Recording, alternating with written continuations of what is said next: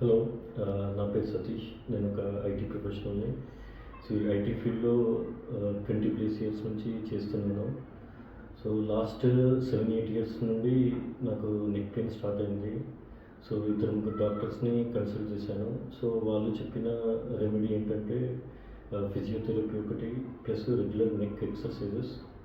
So, ఆ 2 నేను రెగ్యులర్‌గా ఫాలో అయినా కొంతవరకు రిలీఫ్ వచ్చేది.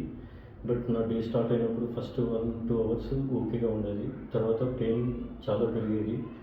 So, last 6 months to 1 year నుంచి టాలరేట్ చేసుకోలేనంతగా పెయిన్ స్టార్ట్ అయింది. సో, నాకు ఈ క్యూఆర్ఎస్టీ ట్రీట్మెంట్ గురించి తెలిసి ఇక్కడ డాక్టర్‌ని కన్సల్ట్ అయ్యాను. సో, వాళ్ళు ఈ థెరపీ గురించి ఎక్స్‌ప్లెయిన్ చేశారు.